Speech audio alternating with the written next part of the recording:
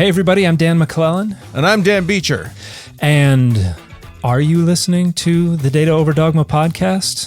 There is some question this week. We are actually going to introduce you to our friends over at History Daily, which is a totally other podcast from us. It is hosted by a gentleman named Lindsay Graham. I had the opportunity to chat with him for a bit last year when we were at a podcasting convention in Denver. He is a great guy and a wonderful podcast host, and I am hoping that you enjoy 2 episodes from History Daily. Yeah, what they do is awesome. They literally, every weekday, they put out a different show. You're going to hear it's going to be sort of a 20-minute thing about something that happened that day in history. So you could start each day with a different fun little history story from that day.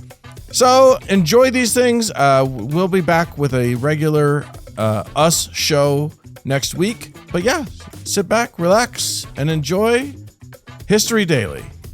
Bye, everybody. This always fashionable episode of History Daily originally aired on January 10th, 2022.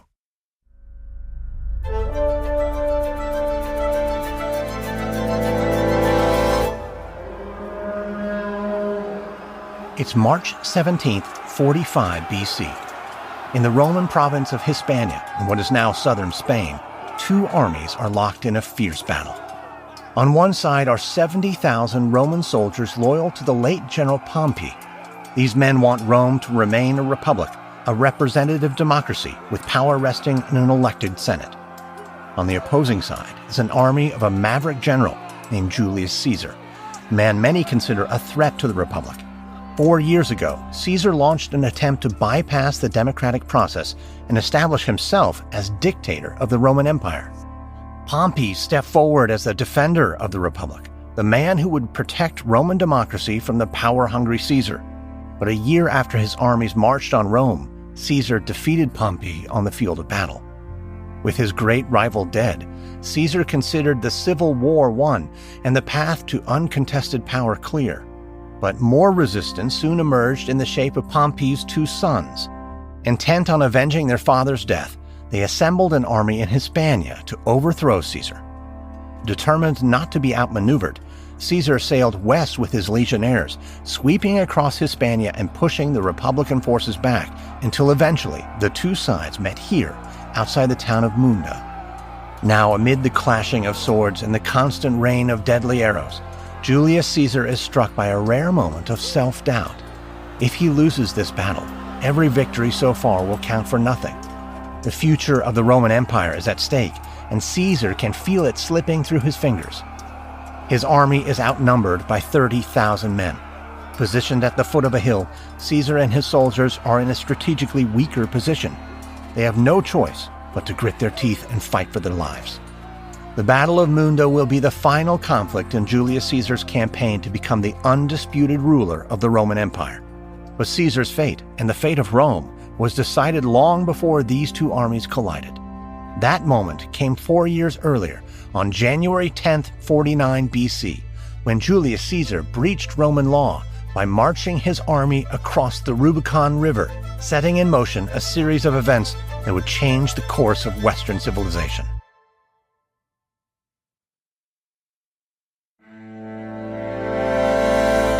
From Noiser and Airship, I'm Lindsay Graham, and this is History Daily.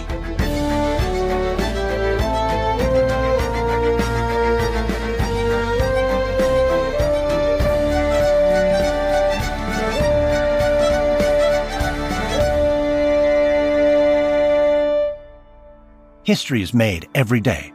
On this podcast, every day, we tell the true stories of the people and events that shaped our world. Today is January 10th, 49 BCE. Julius Caesar crosses the Rubicon. It's April 59 BC, 14 years before the Battle of Munda. In Rome, a wedding is underway.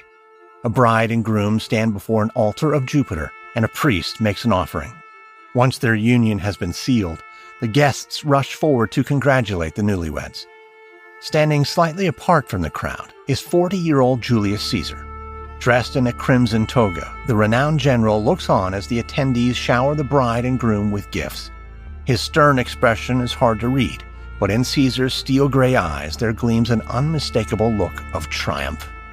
Across the marble atrium, the groom glances up from the smiling crowd of well-wishers and catches Caesar's eye. It's a fleeting moment, unnoticed by the other guests, but the look the two men exchange seemed to contain a greater weight of significance than any of the wedding vows. The groom is the Roman general and statesman Gnaeus Pompeius Magnus, better known as Pompey. His military exploits have expanded Rome's empire and helped Pompey establish himself as an influential senator. By contrast, Caesar is a more divisive figure. Following military conquests in Spain, Caesar returned to Rome where he wishes to run for consul, the highest political office in the land. But powerful enemies stand in his way. Many senators suspect Caesar is being overly ambitious and regard his populist agenda as a potential danger to the political establishment. So Caesar decided to form an alliance. By marrying off his daughter Julia to the influential Pompey, he has secured a key ally in the Senate. And Pompey, the shrewd tactician, recognizes Caesar's popularity among the common people.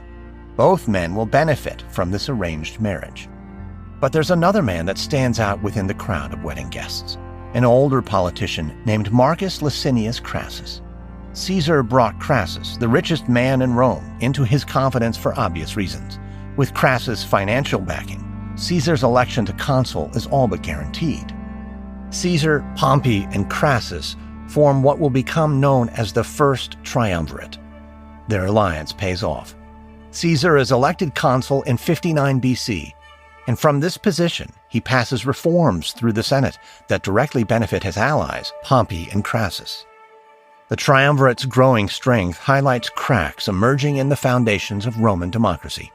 For centuries, the Republic has operated as a system of checks and balances, preventing individuals from gaining excessive power.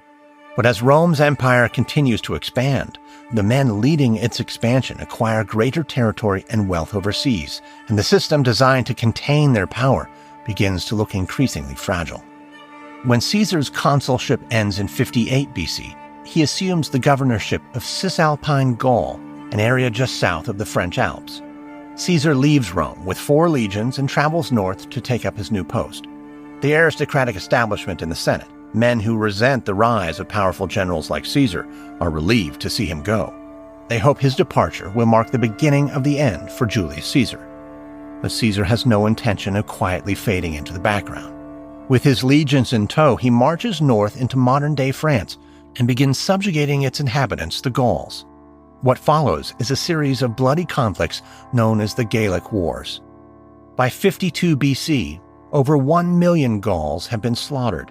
Caesar has extended Rome's empire as far north as Britain, and he's accumulated even more wealth and prestige. Back in Rome, a sense of foreboding darkens the mood in the Senate. The aristocrats there, a group known as the optimates, fear that once Caesar has conquered Gaul, he will return to Rome with his army and seize power.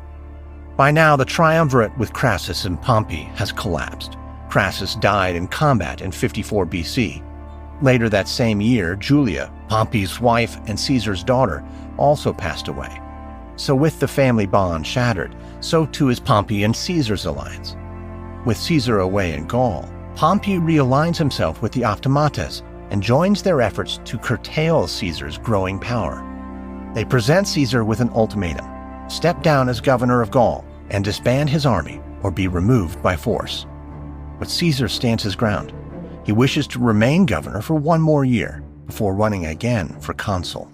Rather than bending to Caesar's wishes, the optimates rally around Pompey, entrusting the defense of the Roman Republic to him.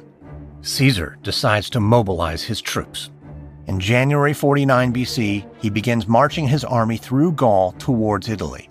It's a power play, a show of strength, aimed at convincing the Senate to accept his terms. But the Senate does not acquiesce. No diplomatic solution can be found, and by January 10th, Caesar and his army reach the Rubicon River, which separates Italy from Gaul. Here, Caesar orders his men to halt. By crossing the Rubicon, Caesar will be invading Italy and declaring war on the Republic. But if he backs down, he will be hounded by the Senate and stripped of political office. The gravity of the decision weighs heavily on Caesar's shoulders, and as the moon rises over the Rubicon, there's still no knowing which course of action he will ultimately take.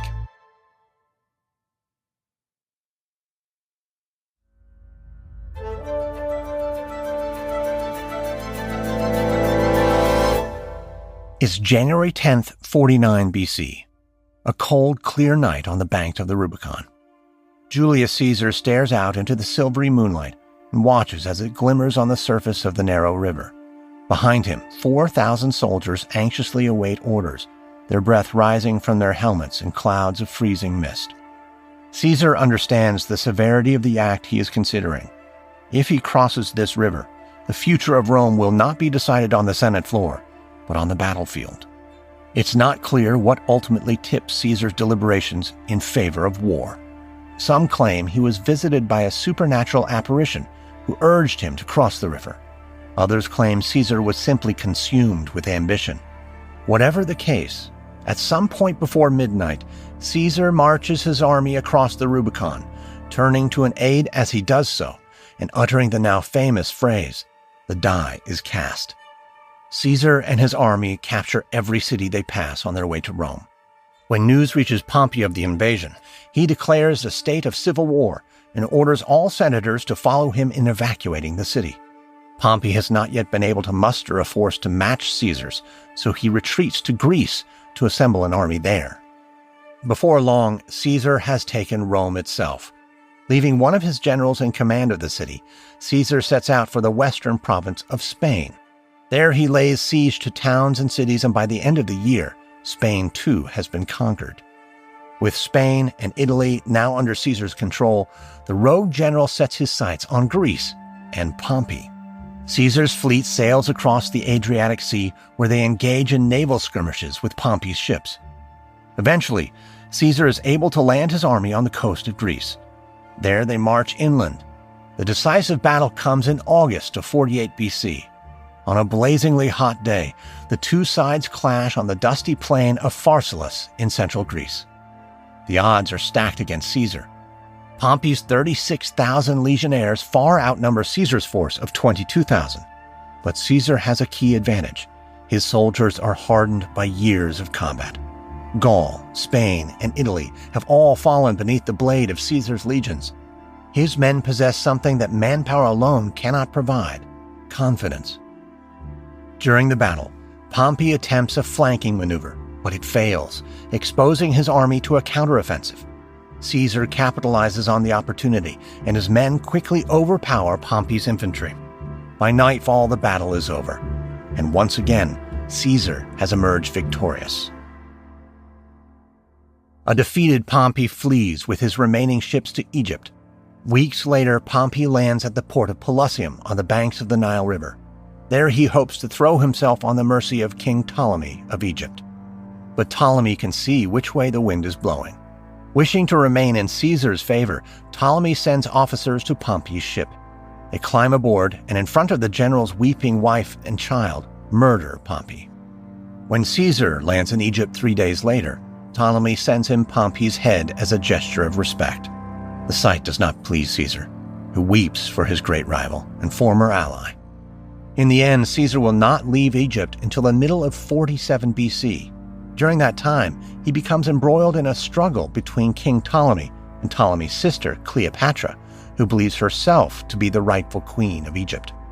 But it's not politics that keeps Caesar in Egypt. It's love. He and the beautiful Cleopatra begin a romantic relationship in which Caesar helps her depose her brother and establish herself as Egypt's ruler. But while Caesar is plotting in the royal courts of Egypt, Pompey's army is steadily regrouping, now under the command of Caesar's long-standing enemies, the senator Cato and the general Scipio. Both of these men were part of the original group of optimates who opposed Caesar. In 46 BC, Caesar's legions meet Cato and Scipio's massive army at Thapsus in modern-day Tunisia. But despite facing an army comprising 12 legions, 15,000 cavalrymen, and 60 mounted war elephants, Caesar again is the victor. Scipio and Cato take their own lives in the wake of their defeat. Other optimates, like Cicero, surrender to Caesar and pledge their support. By 45 BC, Caesar is back in Rome.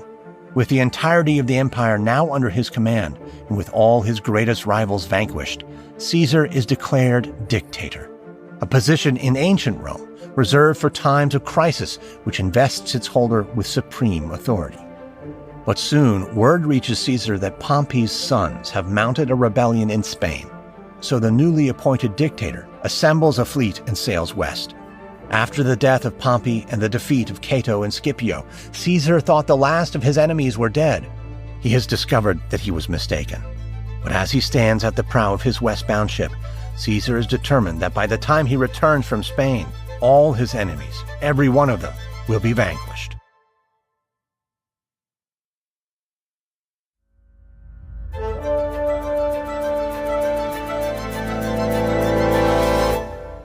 It's March 17th, 45 BC. The Battle of Munda is underway in southern Spain. Julius Caesar and his legions are heavily outnumbered, but after hours of a stalemate, a tactical error gives Caesar the upper hand. By reinforcing their left flank, the Pompeian forces severely weaken their right flank. Caesar spots this, sends more legions to attack on the right, and they soon overwhelm the enemy. Victorious yet again, Caesar will soon return to Rome, now secure in the knowledge that the last of his opponents are destroyed. He will be named Rome's first dictator for life and will begin introducing a series of reforms designed to entrench his authority. But he will not succeed.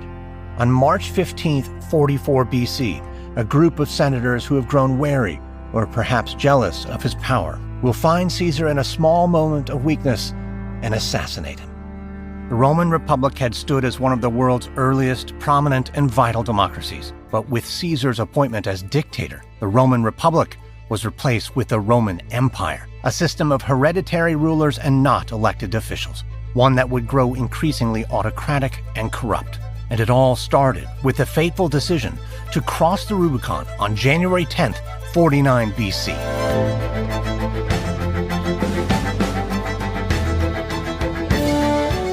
Next on History Daily, January 11th, 1794, a Georgia man becomes the first United States Marshal killed in the line of duty.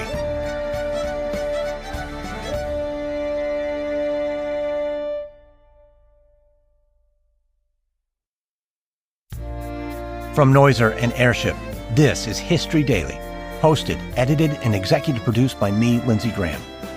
Audio editing by Molly Bach. Music and sound design by Lindsay Graham. This episode is written and researched by Joe Viner. Executive producers are Stephen Walters for Airship and Pascal Hughes for Noiser.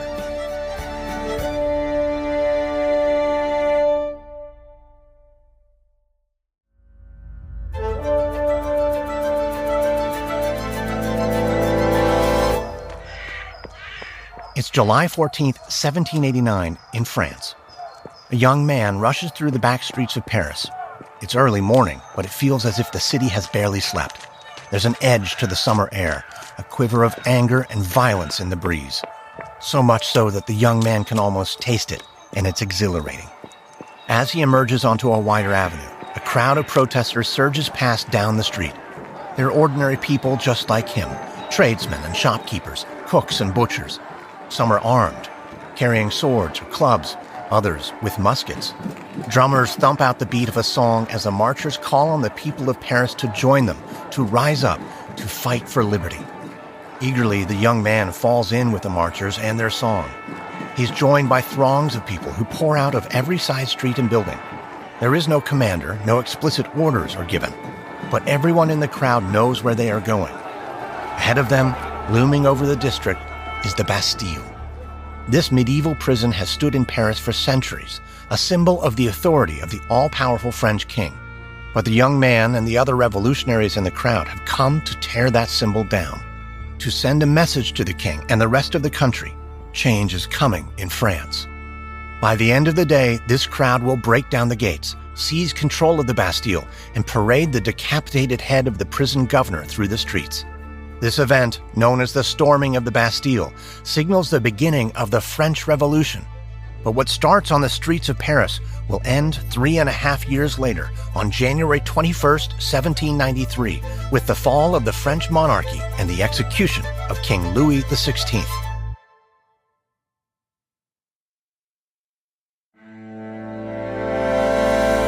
From Noiser and Airship, I'm Lindsay Graham, and this is History Daily.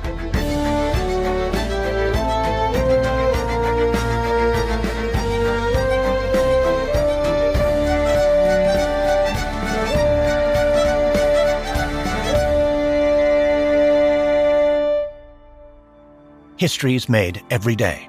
On this podcast, every day, we tell the true stories of the people and events that shaped our world. Today is January 21st, the execution of Louis XVI. It's May 5th, 1789, 4 years before Louis XVI's execution. At the spectacular royal palace in Versailles, just outside Paris, the king has called a general assembly of various leaders in France, clergymen, nobility, even commoners. Hundreds of delegates from all over the country have journeyed to Versailles for this extremely rare meeting. The last time a French king called an assembly like this was 175 years ago. But these are desperate times for Louis XVI. As a young boy, Louis had little expectation of becoming king. His grandfather was the King of France. His father was the heir to the crown, but Louis had an older brother who was next in line after that.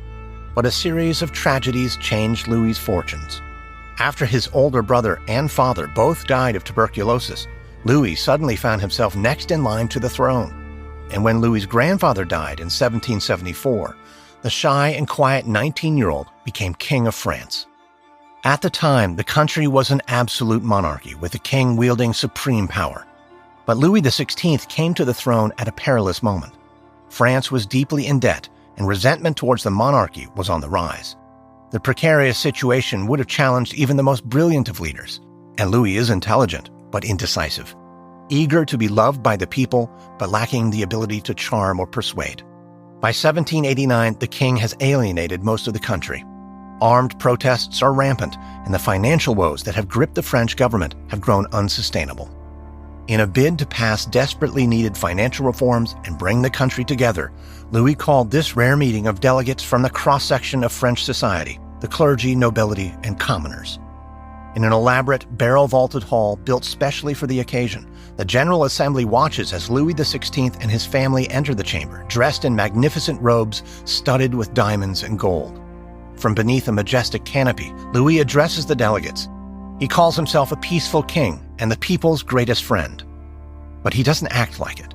Without hearing their input, he urges the assembly to acquiesce to his demand for new taxes. But the delegates, especially those representing the common people of France, want nothing of it. The assembly soon descends into bickering and shouting. The clergy and nobility will block any concessions to the commoners, and the king makes no progress. So on June 17, 1789, the delegates elected to represent the commoners abandon the assembly. Sick of being sidelined and tired of paying taxes without any say in government, these commoners announced that they are forming a new assembly, a national assembly, and claiming supreme power in France for themselves. 1 month later, on July 14, 1789, there's chaos in the streets of Paris. The protests began 2 days ago. In the immediate aftermath of the failed General Assembly, Louis XVI submitted to the commoners' demands and recognized the new National Assembly. But then he changed his tune. Under the influence of his wife, Marie Antoinette, and his more conservative advisors, he removed his finance minister, who was seen as sympathetic to the people's demands. Soon, rumors began to swirl that the king was mobilizing foreign mercenaries to crush the commoners' rebellion against his rule. In response, the people of Paris formed militias and scrambled to arm themselves. They found plenty of guns, but little of the gunpowder they need to fire them. Soon, word gets around that there are 250 barrels of gunpowder being held at the Bastille. So on the morning of July 14th, a mob of revolutionaries gather outside the ancient prison. The 100 troops guarding the Bastille are severely outnumbered. The mob sends in representatives who demand the prisoner's governor release the barrels of gunpowder and any other weapons they might have. But as negotiations continue, the mob grows impatient. They break into an outer courtyard of the prison, and in the confusion that follows, gunshots ring out. A chaotic battle ensues. The walls of the Bastille are high and thick, but the prison governor knows he doesn't have the men or supplies to hold out long. When the mob commandeers 2 artillery guns and threatens to blow the gates down, the governor surrenders. The mob floods into the Bastille. They secure the gunpowder, but more importantly, they achieve a symbolic victory. By taking this ancient fortification, they have shown all of France that the days of royal authority in Paris are over. The next morning, at his palace in Versailles, Louis XVI will learn of the violent storming of the Bastille. The king will ask an advisor, "Is it a revolt?" And his advisor will reply, "No, sire, it's not a revolt. It's a revolution."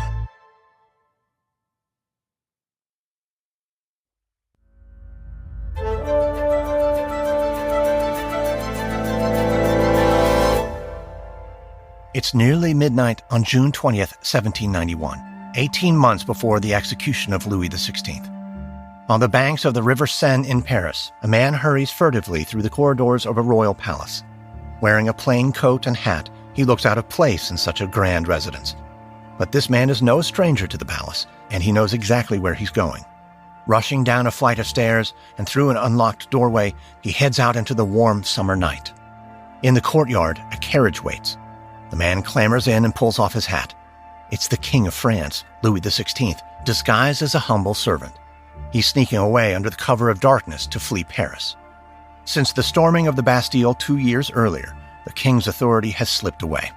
Louis and his family have been effectively held prisoner in a royal palace in the center of Paris. But the king believes the people outside the capital still support him. If he can get out of the city, he is sure he can rally them to his cause. Waiting in the carriage is the Queen, Marie Antoinette, and their children, also in disguise. Soon they depart the palace, and as the carriage rattles through the deserted streets of Paris and heads out into the countryside, Louis prays his plan will succeed. Louis wants to join friendly forces loyal to him positioned over 200 miles away near the border with the Netherlands. And after driving through the night and all the following day, Louis's carriage finally approaches the town of Varennes, just 30 miles from the safety of their rendezvous. Exhausted from the journey, Louis and his family are fast asleep when suddenly the carriage jolts. Louis's eyes dart open, and a voice outside cries to stop. The king peers out to find a gun barrel thrust in his face. The carriage is surrounded. A postmaster from the last town where they stopped recognized the king and his family and rode ahead to Varennes to raise the alarm. Soon, revolutionary guards arrived to take the despondent king and his family back to Paris. Louis's failed escape destroys what remains of his credibility, and it hardens people's opinion against the monarchy. In the wake of his return to Paris, Louis realizes that he has only one hope left of crushing the rebellion and restoring his former glory, an invasion by a foreign power. It's August 10th, 1792, more than a year since Louis XVI tried to flee Paris. In the royal residence in the heart of the city, Louis XVI is a prisoner in his own home. Suspicious revolutionary guards watch his every move. Even if he could, the miserable king wouldn't dare venture beyond the palace gardens.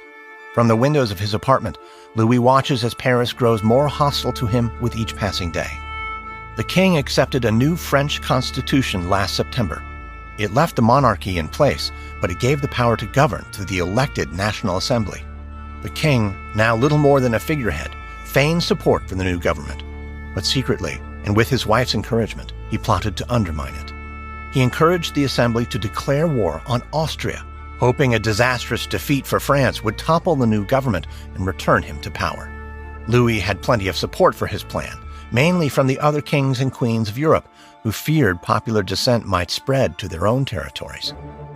Hoping to strengthen Louis's position in France, the commander of the Austrian forces declared to his new French enemies that if any harm befell the king or his family, he would raze Paris to the ground. But the threat backfired. It enraged the people of Paris.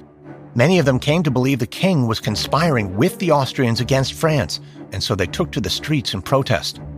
And today, on August 10th, 1792, from the windows of the palace, Louis watches as a mob gathers outside his gates. His residence is defended by more than 3,000 mercenaries and government troops. But at the sight of the angry crowd, the king's nerves fray. Before the first shot is fired, Louis and his family abandon the palace and seek refuge elsewhere in the city. When the troops guarding the king realize he's run away, their discipline crumbles. The mob presses forward and overpowers them. Hundreds will die in the melee. Louis XVI survives, but his reign as a figurehead is now over. Backed by the Paris mob, a new, even more extreme revolutionary government will seize power in France, and soon they will declare the country a republic and put Louis XVI on trial for treason.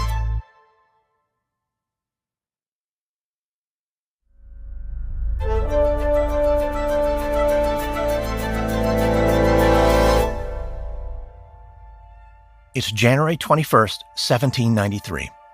Thousands of armed men line the pavement as a military procession makes its way through the streets of Paris. At the front, drummers march and rap their instruments in time, and behind them, a troop of cavalrymen flank a carriage as it rattles over the cobblestone streets. Inside sits a priest, several armed guards, and Louis XVI, the deposed king. Louis recites psalms from a prayer book, but his thoughts are consumed by the fate that awaits him at the end of this carriage ride.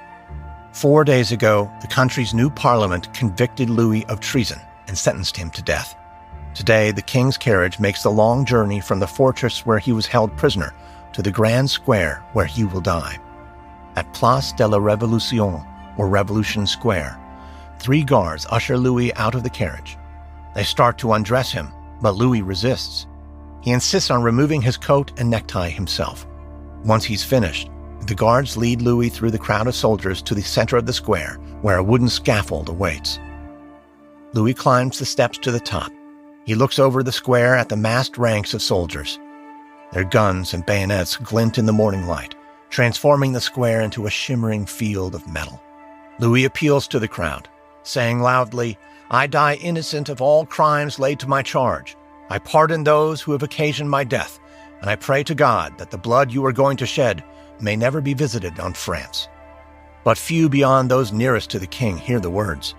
The crowd is impatient and jeering as the executioners grab hold of Louis and manhandle him onto the guillotine's bench. They thrust him headfirst into position and lock his neck into place. Louis hears the scaffold creak as the men move away. He stares down and sees a basket below, waiting for his head. The king closes his eyes and tries to control the surge of panic that grips him. Then the crowd falls silent. There's a flash of dropping metal and a spurt of blood as the king's head drops heavily into the basket. Louis XVI is dead. But the king won't be the last to die on the guillotine in the French Revolution. 9 months later, his wife, Marie Antoinette, will also be publicly executed. And soon the revolution will turn on itself, descending into factional, chaotic violence. By the end of the discord a decade later, thousands of people will have shared Louis XVI's fate. In the century that follows, the country will be ruled again by kings, and then by presidents and emperors. Eventually, however, it will reemerge once more as a republic. The ideals of the revolution are stained with blood, but they endure. And the age of the absolute monarch, which came to an end on January 21st, 1793, with the execution of King Louis XVI, will never return.